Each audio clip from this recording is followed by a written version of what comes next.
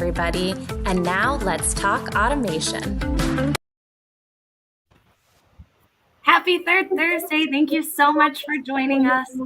I am so excited for our conversation today. Selfishly living and breathing in the sales and marketing world, I'm very excited for this one. And for anybody that's listening up a heavy smoking habit, I didn't, but I am in California today, again, hosting from a hotel room. We had a very loud banquet last night with live music that was wonderful, but I spent the whole night shouting. So now you guys get my froggy self today. But with that, before I come to our panelists and do introductions this morning, I want to remind everybody who's joining us, this show is for you guys. So please make sure that we can see you in comments, interact with us, tell us where you're coming from. We'd love to see when we've got people from around the world joining us. So join in the comments and do your introduction while we're doing ours, as well as dropping any questions that you've got for us along the way. We'll do our best to do things here live for you or respond later in the comments. So with that, Avanish, I'm going to come to you for your first introduction of the day. Can you tell everybody a little bit about yourself? Absolutely. First of all, thank you, Emma, for the invite. Delighted to be here. So I'm Avanish Sahai. I am a quote-unquote retired executive in Silicon Valley. I've been here for over 30 years and have been at pretty major companies, from Oracle to Salesforce, ServiceNow, and Google Cloud, as well as a number of startups. And most of the background has been in product, in marketing, and particularly in ecosystems building and management. So again, delighted to be here. Wonderful. So then, Mark, it's going to be your turn. Can you give everybody a quick introduction as well? Yeah, I'm Mark Kosoglow. I'm the SVP Global Sales at Outreach. Unlike Avanish, I have not been at major companies, and I would say those are the biggest and best companies that exist. I'm a self-professed sales nerd. I love thinking and talking about sales all the time, and so I spend a lot of time doing things like this. Great. And then Kieran, as always, can you say hello to everybody real quick for us as well? Yeah, I'm not a secret smoker, not even suggesting Emma is. I've been in the automation and business industry and technology industry for 27 years. Doesn't matter the role that I've been in, whether it's direct technology or not, we all sell. Years ago, that might have been a newsprint. Now the world has changed. Looking forward to talking about it today. That we are. So I see a couple people coming in. We've got John with us in Austin, and then never mind. Sunny, UK. For a second at Harrison, I thought you didn't put where you were coming from, and I was going to tease you a little bit about that. But we've got folks joining us, rolling in. So again, as you come into the broadcast, please let us know where you're joining from. And today, as we've been talking about, we're going to be discussing how the world of sales and marketing are changing. And specifically, again, my interest in this, I'm very excited. So I want to start coming to you, Avanish, with the question of, when we take a look at the modern buyer statistics that we hear, so often we hear this idea that 70% or very large percentages of research are being done before anybody ever interacts with a salesperson. So how should we take that information and change our approach moving forward? Yeah, that's right, Emma. I think that fact is documented by both research firms like Gartner and Forrester, but frankly also by some of the companies that are selling to the marketing and sales function, right? Software companies. And as I mentioned, I've been affiliated with some of those. And thanks, Mark, for those kind words as well. And reality is 92% of B2B purchasing starts with search. And that's according to Forrester. It's not my former employer, Google, saying that, right? And therefore, that search process is a core aspect of kind of how do you get found. But 92% is just astonishing, right? And then also prospects trust their peers more than anybody else. So first of all, they'll talk to many of their friends, colleagues, etc., and develop a first perspective, right? So this is all happening without any contact with the vendors, right? And that's the critical point here, is they're building a short list without any real engagement, any live conversations most likely, and creating a short list of maybe 2, 3, 4 companies they might actually want to talk to. So what that tells me is that really sales and marketing have to be super, super aligned and more closely aligned than they've probably ever been before, right? And that process is iterative, it's continuous, and it's nonlinear. So what does that mean, right? It happens, all the time. Someone may read a post on LinkedIn, then they may have a private conversation with one of their buddies that I mentioned before. Then they may go to a crowdfunding, crowd site like G2 or to a marketplace to get a look at what the reviews are. Who's doing well, who's not doing well, and then maybe go to a marketplace, one of the big hyperscalers like AWS or Google Cloud or someone else, right? Then they may download a white paper. Then they may go on YouTube and search for a video. So it's a whole slew of things. It's not we all like to think in sales or marketing, it's a very specific funnel and very sequential and, very predetermined. And I would argue that it's not, right? So underlying that, what's one of the big themes? It's about content marketing, right? It's how do you create very, very compelling content throughout that, dynamic journey so that when the prospect is looking for it and their teams are looking for it, they can find it, they can engage with it, they can really get a sense for what's going on. And I was actually talking to a CMO friend of mine recently. He's a CMO of a very major software firm. And they're one of the ones who've pioneered things like product-led growth. And the amount of time his team spends on marketing content and building fantastic content for all these various iterations, it's just astonishing, right? It's mind-blowing. And it's all tied to their mission, tied to their core values. And that is basically, it's like, look, we've transformed how we do marketing. And it centers on two cores. One is delivering value to the prospect and the customer, right? Continuously always making sure that someone who reads their content gets value out of it. It's not just a product pitch. And two, it's earning the trust of that prospect or customer, right? So delivering value, earning trust. And those are important aspects of how you kind of become obsessed with their content. And one data he pointed to me, which I thought was mind-blowing, is the majority of the readership of their blog is from non-customers. So think about that. It's non-customers. They're not coming to read about your products and fix things and so on. These are people who really kind of are looking to learn and looking to learn about how and looking to learn about key issues. And that, again, is different than what I think what it used to be in my days of enterprise selling and marketing. So that's, I think, one big change. Another one I'll quickly cover, and this applies maybe to mostly larger tech companies, but still think it's a big trend, is account-based marketing, or ABM, right? And here it's, again, strong alignment between sales and marketing, because the determination of who are the target accounts or the target prospects that the organization is going after, frankly, at a named level, and then creating campaigns that drive both outbound marketing, right? So how do you personalize the content of ads even, and kind of the landing pages, et cetera, so that the prospect really feels like you understand their business, their industry, their problems. They're using tools like Demandbase, where, again, was one of the companies I've worked with as head of product. And how do you try to align the expectations that the customer has with the content you're delivering, right? So again, these are key themes, Emma, that I think are really different than what used to be before, around that alignment of sales and marketing, brand, product marketing, field marketing. Everybody has to work together. They may not have always been best friends, but they have to come back together. So you mentioned the idea of content marketing as a large component of what we're seeing and how things are shifting. And Mark, I self-proclaimed am a fan of your content and what you're doing on LinkedIn, which is how we got connected and how you're here today. But you're not the only one from your organization that's doing social selling and content marketing.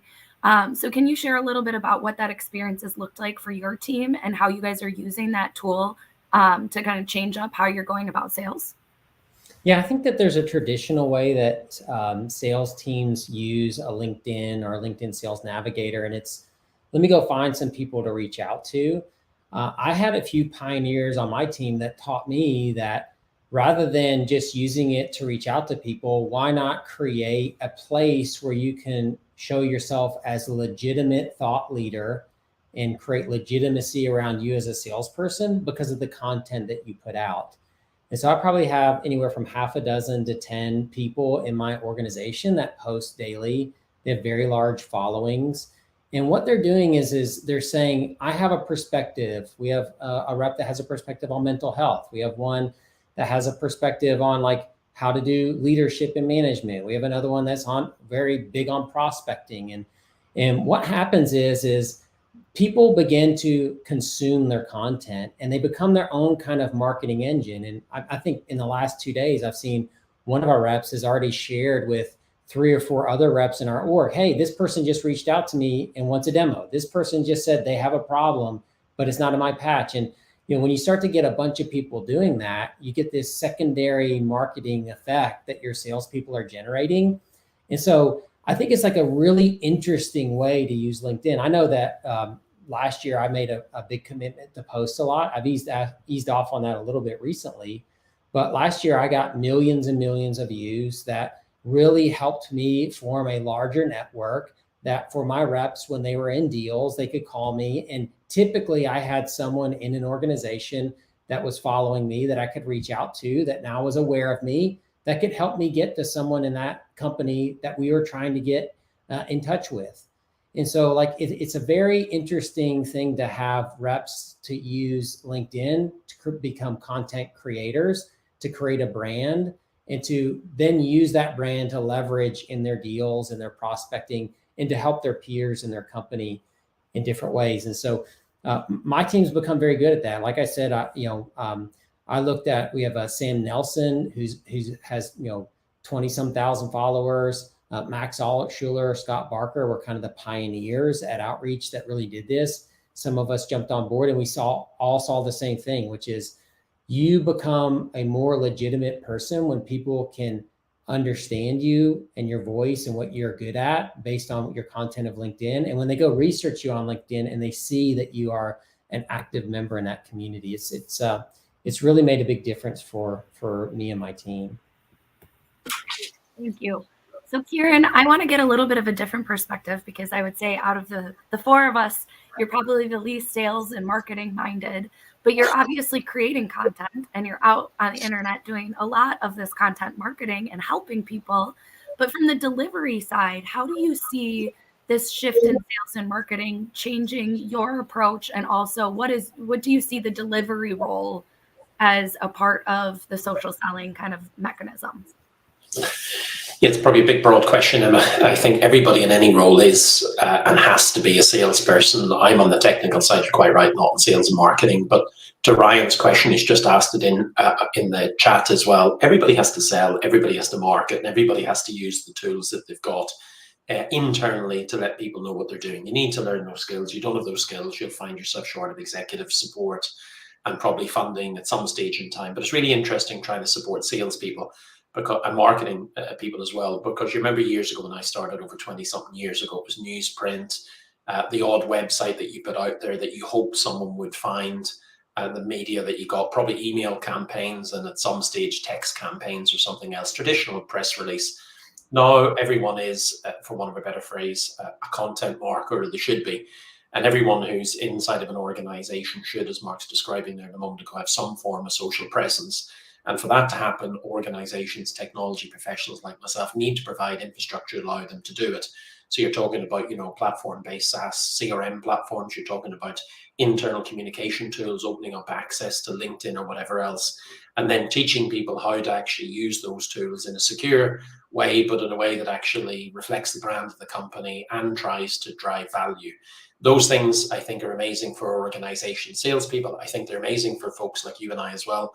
When we're in our own roles and we're trying to sell our own services or we're trying to learn, it's the networks that we have that define us and allow us to deliver even better. So now with the network that I've grown over the last couple of years by giving away nearly everything that I have for free, I can pick up the phone to anyone, virtual phone, of course, being Zoom, or connect with them in LinkedIn, DM them, Slack them, or whatever else it is, have a conversation, understand something that might have cost me a fortune to get a consultancy in to do and to deliver for the organization, and probably know how to do it better than that consultant ever did, because all of a sudden I've got a global network behind me that allows me to understand any nuance, any ways to do something technical and supportive for the sales and marketing team, and then what not to do as well, because they've probably learned it in a variety of different geographies. But you're not the same, Emma. You're a massive content marketer as well, so surely this has helped you at the same time as well, getting out there. Yeah, I think from my side of things, being in sales, there's the benefits that both of you guys have talked about. It gets you out to people. It helps you build a network. But one of the most, I would say, like unintended benefits that's come out of what I do daily is my ability to have conversations about what I do, and my messaging and my ability to be concise when I'm talking with customers, and also recognizing what challenges they're seeing because of the conversations that I'm having online has made me much better at my job, because I am having these conversations at a much higher frequency because I'm in the enterprise world. You're not I mean, you don't always have the opportunity to have the same types of conversations that you get to have on the internet with the scale that you get to have through social selling every single day when you have a very, very long sales cycle and you're managing complex problems. But when you get to open it up and have these conversations and hear the challenges that people outside of just your customer base are having, you start to recognize patterns. You start to figure out where your unique value is and what you can lean into to really offer value back out to your customers and your prospective customers. And so that's probably been the biggest benefit for me individually going through this very selfishly, to be able to say, wow, like, look at where I am now and how I speak about what we do and how I can speak to the problems that my customers are having than what I could 2 years ago before I started doing any of this. And so again, of course, I love the benefit of being able to have people that know you and trust you and feel like they've interacted with you for a long time before they've ever picked up the phone to call you. I am so thankful for the network that I've built. I mean, Kieran, you and I have never met in person, but we do this show together every month because of all of the social selling components. And I would hope we're offering a lot of value to people through the Third Thursday and the other things that we're doing. But that's probably the one piece that I would say has been my additional perk from going down the social selling path. So Mark, I want to come to you again with another question. And I want to go back to something we were kind of talking about before, with this idea of how much research is being done before a customer comes in and sits down with you. And when somebody is that far along within their buying journey, we kind of need to change up some of the other components of how we're interacting with them and how we're helping them through that buying process. So from your perspective, how do we run a discovery session with a customer after they're so far down the path when we're engaging with them? And what are some of the best practices that you've seen to pull forward? Yeah, I think that when someone comes to you, like, I always like to take a look at like a social regular situation and then compare sales to that and be like, what is the parallel? Like, how does it work? And I think what's really interesting is that, like, imagine that you are going to meet a friend and you guys are going to get together to talk about something and visit, and they come in and they're researched, they're ready to talk, and you show up and your question to them is, hey, what's been going on? Like, it just creates a different air. It creates a different energy in the conversation versus if you were to come in and be like, hey, you know what? Like, you remember when we talked about this last time and that last time? Like, I've been thinking about this, and like, it just, there's a level of engagement and care that doesn't exist when you start a meeting or a conversation with a big question that just shows that you're kind of showing up and you have like a pat question that you ask. And so at Outreach, one of the things that we do is we train our reps to develop a hypothesis. And what a hypothesis is you go out into the real world and you find reading 10Ks, 10Qs, listening to calls, looking at blog posts that the company's done. What kind of posts are they doing on LinkedIn? What does their PR page have to talk about? What kind of blog posts are they currently doing? And we look at that kind of stuff and we develop an opinion based on what we think is going on. And now at Outreach, we help sellers be more effective. And so we have like usually a sales and marketing perspective, and we develop a hypothesis that contains 4 parts. One is despite A. A is the current initiatives that we can see that they have going on, or the current investments that they made to solve a problem. Despite A, you can't do X. X is a pain or a scenario that they currently have that typically users that we work with have that are meaningful, but not necessarily a reason why people above the power line would buy. So despite A, can't do X, therefore you don't get Y.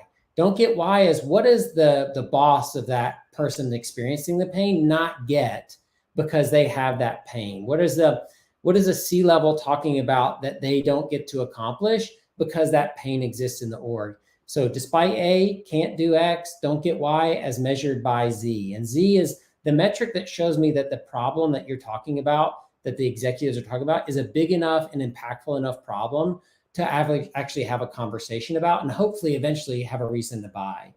And a lot of times with that template, you can go into a meeting with a slide, and the way that you do your typical rapport stuff, but the way you start the meeting is you say, listen, I've done some research and I've developed a hypothesis. It could be totally off, it could be dead on, but I'd like to use that to start our conversation to show you that I think I understand how we can create value in your organization. So would you mind if I shared that, and can you give me feedback on how well I did? That simple sentence, and then you show a slide that has your constructed templatized pain, we call it a pain hypothesis. That's what you then can do your discovery around. And what happens when you show that is one of two things. One, you did really badly and they love you for trying so hard, and so they correct you and help you figure out what's right. Or two, they say, you've nailed it. And I can't tell you how many meetings have started out with somebody saying, who's your inside person? Like we don't even communicate the problem that well.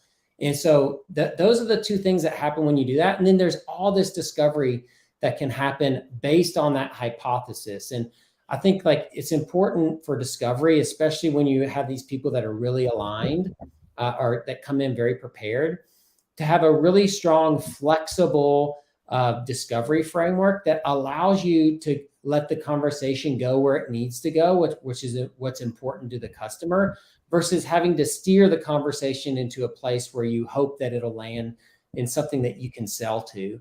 And so that pain hypothesis will typically generate a conversation in which they will share 2 or 3 key things. They'll say some words that you need to unpack. So let's say for us, we put up a pain hypothesis, we discuss it, and some of the words that they come up with are, we can't get CRM adoption, right? And so we would say, we have a 4-step process where the first thing we do is we provoke them to say something that we need clarification on. That's what you use the hypothesis statement for. The second thing is we now do what we call dig the pain hole, which is we take words that they've used to describe the situation and ask them to unpack them. An example would be, hey, Emma, you just said that you need to, get better CRM adoption. CRM adoption means a lot of things to a lot of people. I talk to sales leader every day. I could probably give you 12 different reasons why are things that people mean when they say CRM adoption. What do you mean when you say that? And then you just have a series of questions. Well, explain that to me. How do you know it's broken? Why is it a pain? And you just ask these series of questions that dig the pain hole, as we call it. And at the bottom of every pain hole is a treasure. You got to dig to get to the treasure. And the treasure is the diagnosis that you can create for that customer. So what I just heard, Emma, is that based on X, Y, and Z, you are seeing A, and A isn't good. So I just want to make sure, do I have that right?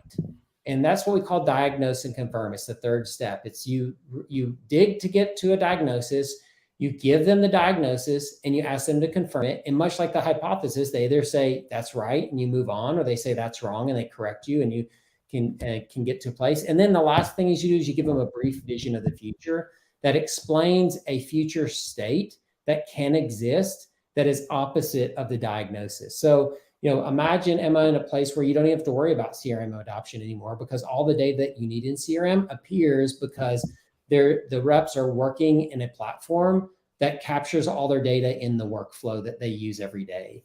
And so that's kind of our way of approaching this world, where people are coming in so much more educated and opinionated, is we show them that we've done our research and that we care about them in this meeting by creating a hypothesis statement. And then we use that 4-step discovery process in order to get them to a place where they can understand that we understand their problems and that there's a future that can exist that they can attain if we continue the conversation. So you just dropped so much wisdom. We've already got people asking for like the replay of your template so that they can start using that. So Kieran put it in the comments, but we will be doing our normal cuts and we'll have Mark's component ready to go in a little compact video for everybody as well. So I want to round out our conversation with this idea of, again, as we look at technology coming in, one of the things that we hear a lot about is the idea that like eventually salespeople just might not be necessary. Eventually, everything's going to go to the cloud and people are going to go buy directly from the software companies. And Avanish, I want to come to you and talk through what your opinion is on that idea and also kind of the role of solution partners and reseller networks and how all of these changes that we've been discussing might impact those components of the sales and marketing world. Hey, Emma. So I got to strongly differ with you on that one, right? I don't think salespeople are going away. I don't think at all that partners are going to, go away either. I actually think that a lot of the thought leaders and frankly operating leaders think that ecosystems are in fact key to hypergrowth. And look at all the major successful companies out there: Apple, Facebook, Microsoft, Google. These are all platforms that rely on an ecosystem to drive growth and extension, right? So who are the components of that ecosystem that I would see, right? One is some of the folks you've already mentioned, like services partners, right? RSIs, GSIs, system integrators, basically. They take on the burden of implementation and deployment. And frankly, back to the point Mark just raised, right? They're a huge source for the insights into what's going on inside that client. So when you're doing hypothesis testing, they're a resource, right? They know the priorities, they know the challenges. They may have done some of those CRM implementations that are not going well. So partnering with them is both opening doors and also providing a lot of information, because the CIOs often use them as a source of recommendations on vendors, on priorities, on kind of what to focus on, et cetera, right? So that's, I think, one big category that continues to grow and have a lot of influence. You've also got managed service providers, right? So these are technology and services and kind of an operating model. They all, bring it all together. And at some places, this is a massive part of the business. And again, they help bring in solutions to the end customer with a pretty deep relationship. You've also got technology and ISV partners, right, who are helping round out the typical solution through integrations or through building on the platform. And that drives stickiness, right? So when you talk about cloud, the beauty of the cloud is, yes, it should be easy to deploy. We all know that's not always true. But then it drives stickiness, right? And that is the overall growth that everybody's looking for, right? So I think it's a huge part of the relationship. And companies like Salesforce and Atlassian have done a great job of leveraging the cloud, the ISV and tech partners. And then finally, yes, you also have more traditional distributors and resellers or channel partners. And these are effectively extensions of the sales team. And they're continue to operate. So I think all these working together and being orchestrated drives more value to the customer and reduces churn. And that is a big part of what salespeople, customer success managers, partner managers all have to work together. And by the way, all the companies that I've worked with in the cloud are building and scaling through their partner ecosystems. So I think this is a huge area of opportunity. Thank you. I was very intensely looking back at the comments to try and put it onto the screen to find one. But we do have a couple of extra minutes, 30 seconds. I want to ask you guys one other question and see if somebody's got a response. But there was a question in the comments that came back on, if the world is so driven by search and kind of problem statements and buyers doing their own research, if you have a new product that you feel like isn't necessarily being picked up by that search yet, what types of tips or strategies should those companies be using to get recognition out there for their product? Avanish, you want to go first? Yeah, happy to. So look, again, part of this I think is being able to tell If it's an early new product, telling a success story, kind of crafting that into, either a short video or something that kind of grabs attention, right? So back to Mark's point about LinkedIn marketing, use those resources, get your teams on it. I advise companies that are of that stage, but they're getting a huge amount of attention by telling one or two successful customer stories. I think that's the core of it in my book.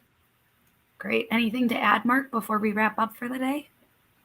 Yeah, I think, listen, outreach was in this spot. We're still a new software that is in the innovator phase of crossing the chasm. We're not even in the early adopter phase yet. We have many major companies that we have as customers, but many that are not, that aren't searching for what we do.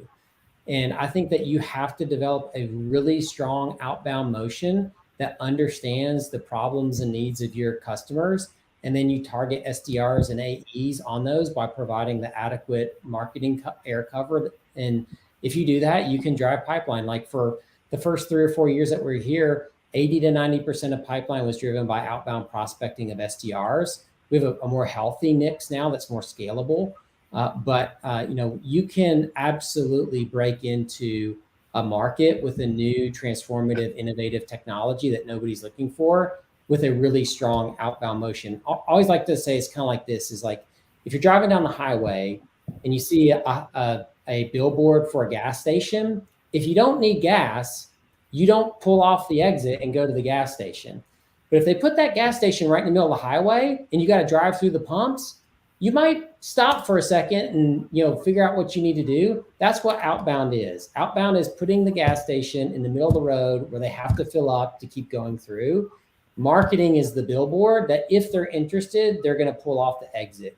And with innovative projects or innovative technologies and new things like that, you have to put the gas station in the middle of the road. I love ending with an analogy. That makes my heart happy. Thank you both for joining us. I learned some stuff from both of you during this conversation. And from what we've seen in the comments, other people enjoyed the discussion as well. So thank you, everybody, for joining us. Happy Third Thursday, and we will see you again next month. Thank you.